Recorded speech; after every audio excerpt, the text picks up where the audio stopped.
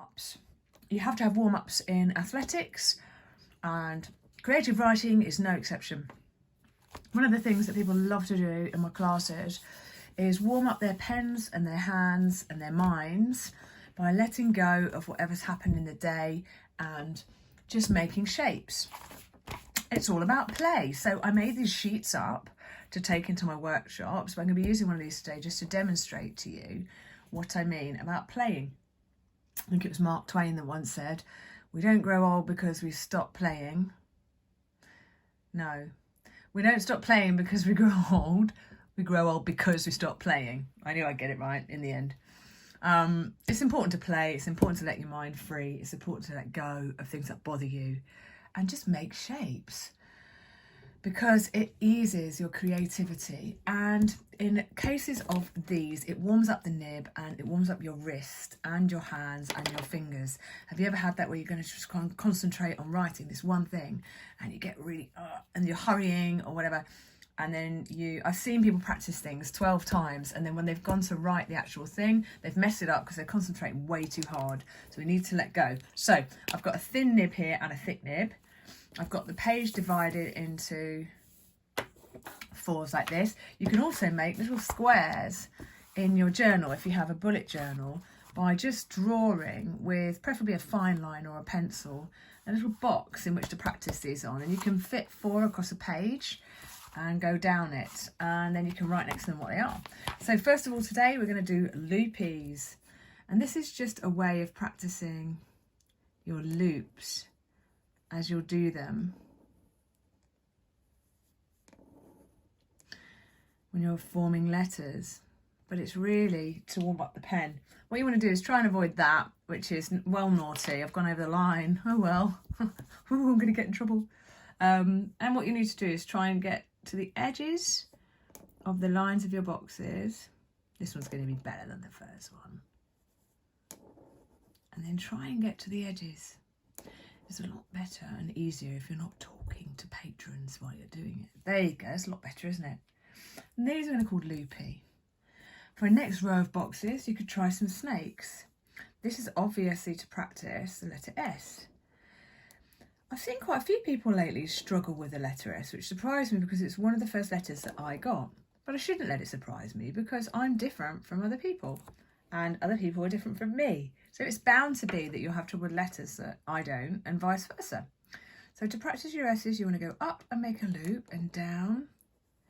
Don't take this as a guide as how big to do your S's on the page, because you'll end up with enormous letters that swamp the others. But these I like to call them snakes, and you should ideally practice a row of those. These we call paths if you're from the south, or paths if you're from the north. And the idea of this is to try and get a thick line going down and a thin line going up. I'm rushing these a bit, I need to slow down. Let's slow down. Breathing in, breathing out, breathing in and breathing out.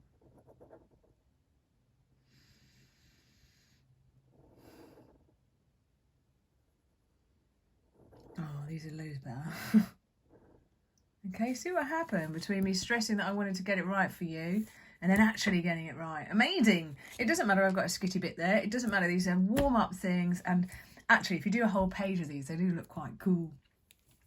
These are particular favourites of my young calligraphers. These are called mermaids. They take a little while to do. So, just doing little tiny scales here. So it's thin up, thick down, thin up. And then in between each one, I'm going to do exactly the same. And by the time you've filled a whole square, and then in between again, by the time you get to the top, it looks like mermaid tail scales. I think, anyway.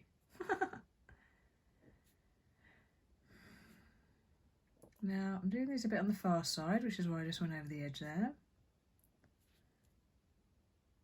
Mainly, so this video isn't epic, because I expect you're watching me do it, then you're going to do it.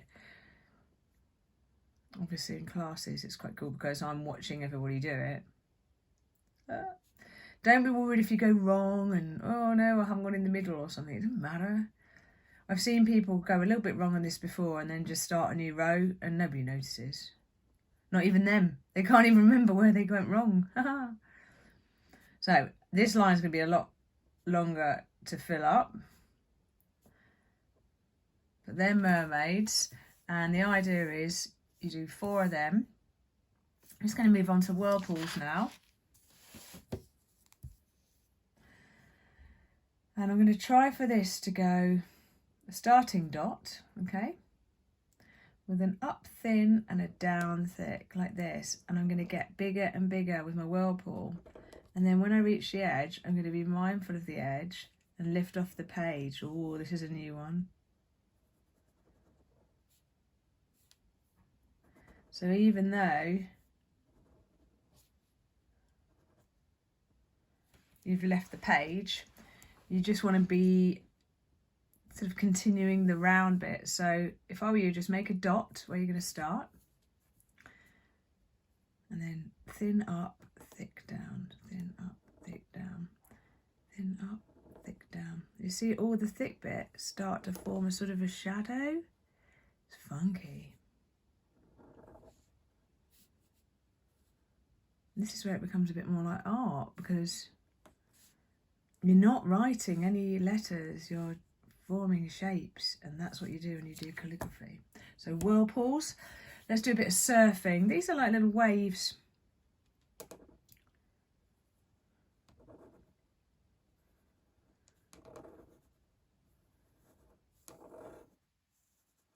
So each up, as usual, is a thin, and each down is a thick. Up is a thin, and they're like waves, big teeth, big fins maybe. Okay, and then last but not least, I'm going to get you to do some lines, a little bit like hatching in art. Just want to get you to do thin lines all the way diagonally by dragging the nib just gently. Look, see how thin you could achieve it, and when you get to that central point, I'd like you to switch and do thick ones like that. Try and go all the way to the edge and make it perfect, just for fun. Why not? I'm just chatting to you about it, but if you can go to the edge, oh,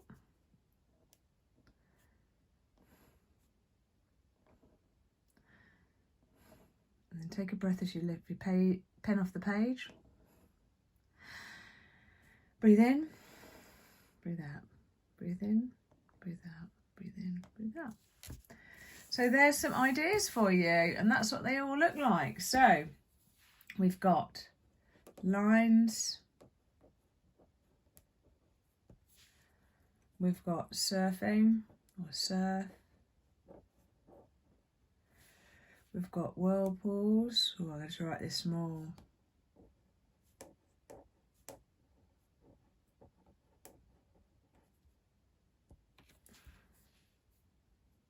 Mermaids,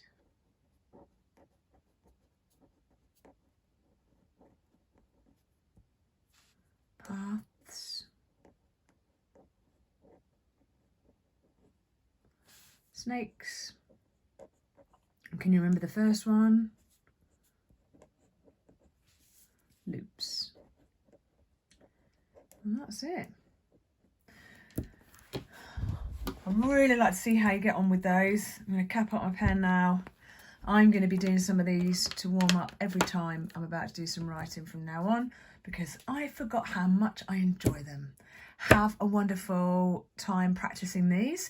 Let me know how you get on, and I'll see you for my next video.